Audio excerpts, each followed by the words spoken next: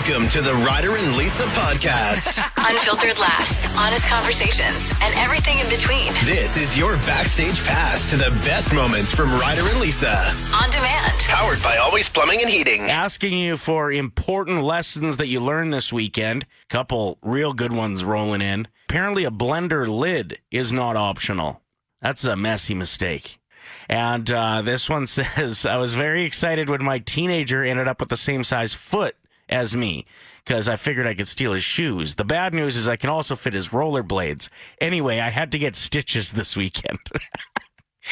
Rollerblade accidents are rough. You're going quite fast, right? And then when you come down hard.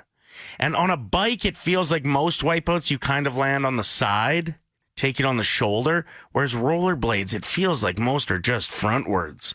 My buddy lost his nipple. The entire nipple came off. He was rollerblading without a shirt on, tried to jump from the sidewalk onto the road, and he biffed and took his nipple right off. He ended up keeping it in a jar for a while, but then it just kind of disintegrated, which I didn't know that about nipples. Wish I never found that out, actually.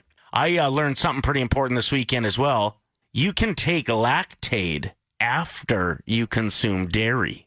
This is for all my lactose intolerant peeps out there. Went to a buffet with my kid. The soft ice cream machine was calling my name. Didn't have a Lactaid on me, which are a godsend, by the way. And got her to Google it for me. After I got the bowl of ice cream and I was sitting there looking at it, I was like, can you find out if Lactaid is effective after I eat ice cream? Anyway, I had it like 20 minutes later. Easy breezy. Feeling great. Important lessons learned over the weekend. Christy hit us up. 4 coffees before I eat is too many coffees. Yeah, I don't think I could do 4. I could maybe do 3. 4 does sound like a looming panic attack. Tim says, another lesson about beverages, actually, open bars are dangerous. And I feel like they're a bit of a waste of money for whoever's paying for them. You ever been to an open bar and like you crack a beer and you set it down somewhere, you're talking to somebody, maybe you go to the bathroom, then you come back and you're like, I forget where I put my beer. Oh, well. Then you go get another one and you leave a 3/4 full one because you don't care. You should care, but you don't. Just think of how much more poured out beverages there are in an open bar compared to even like a toonie bar. Toonie bars are kind of fun. You feel like you're getting a smoking deal. Melanie says what she learned this weekend is putting together furniture tests relationships harder than therapy. It does. That's why you should just make one person do it. Paper, rock, scissors. Loser puts the furniture together. Winner leaves the house for a bit. Sounds like more and more people are reducing the amount of subscription services that they subscribe to. And rightfully so, because there are simply too many. The other day I was going through some of my bills and I was like, oh, I forgot about this one. That's how many streaming services there are now that you can forget that one exists. And you're paying for it still. They don't forget about you. But it does sound like more and more households are dropping the amount of streaming services, subscription services that they have. 4.1 used to be the average, and that was only a year and a bit ago. Now it's down to 2.8. Now, one of two things is going to happen. They're going to realize, hey, we can't keep jacking up the prices of these services because people are dropping like flies, so let's not do that anymore. Option A. Let's hope it's option A. Option B, man, we're losing a bit of money. Let's jack up the prices more. Just reading something on taping your mouth shut when you sleep. This isn't just like if your partner's really annoying you and you're like, it's time for you to tape your mouth shut. No, this is actually something that people are doing. And doctors saying maybe not the play. I have heard it improves sleep and reduces snoring. And I have a pretty good source, my older brother, who sounds like a truck that desperately needs to go to the mechanic when he sleeps, started doing it. And he's found it very beneficial. But they're saying there are some serious risks when it comes to this, including suffocation. You can get prescription mouthpieces. Those help with snoring a lot. CPAP machines. I use the nose strips. They are handy as hell. Nick says I mouth tape sometimes, but it must be used with nose strips as well. Oh, interesting. All right.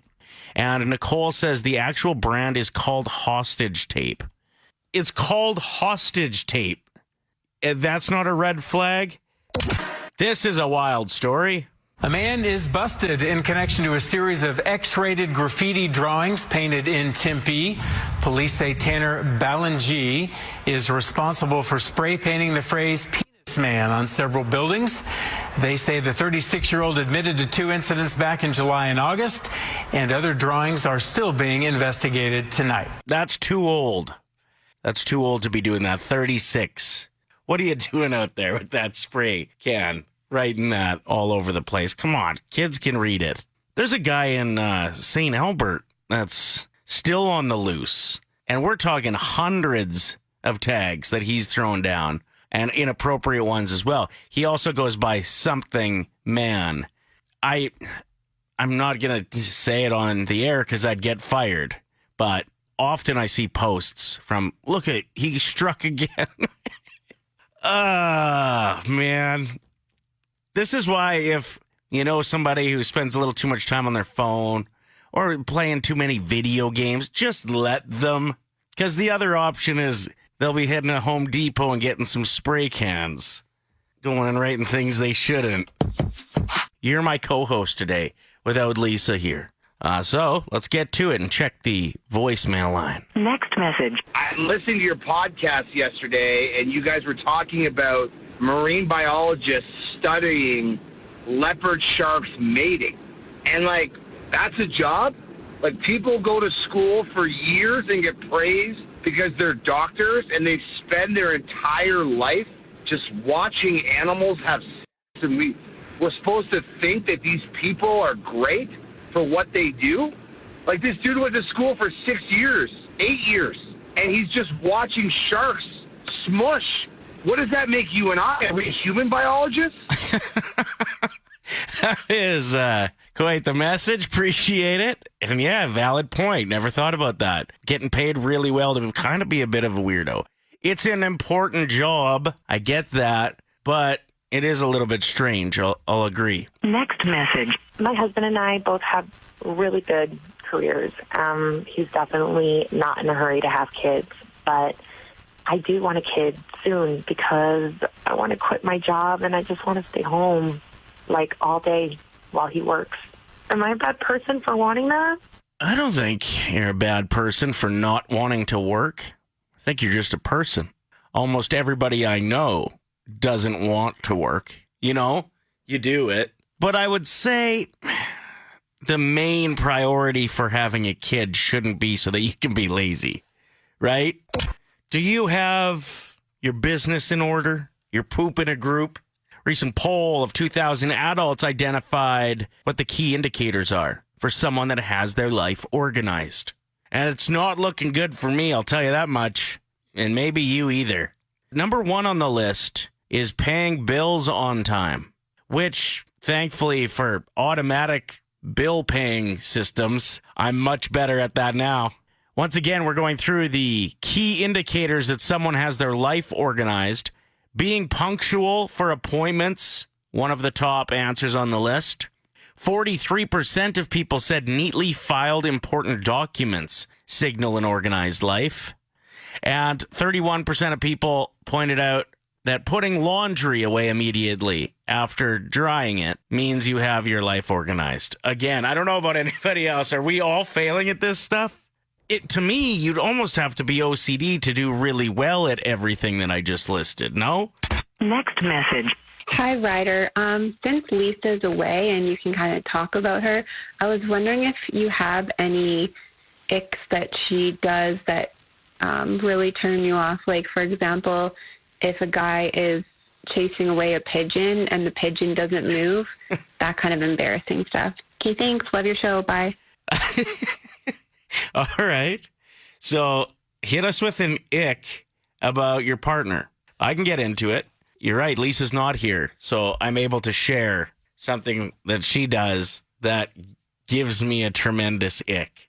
She doesn't know how to work the blinds in our home.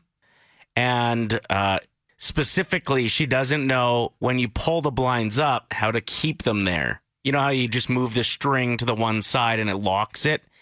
she just can't figure it out. So she will stand there and mess around with the blinds for minutes until she just luckily realizes, oh, they're not going to come down now. Nailed it. But every time I try to tell her, all you got to do is pull it all the way and then move the string to the side, she stops paying attention and looks through me and just keeps pulling the string and banging. Like, you know how it gets to the top and it hits when you pull the string all the way? She does that intentionally now, I think, because she knows how icky I find it. So that would be a big one on the list.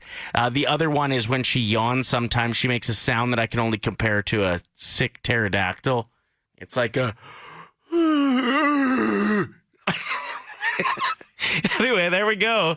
There's my icks about Lisa. Feel free to hit me up if you've got one about somebody in your world. Ashley says, when my husband has a man cold, he's such a wimp about it. Total ick. That's not how she worded it, but we're going to go with that. We got this one that says, my husband's ick is he'll cut his nails anywhere. Growing up, I was only allowed to cut my nails in the bathroom, but he'll cut them anywhere, and not only that, he doesn't pick them up.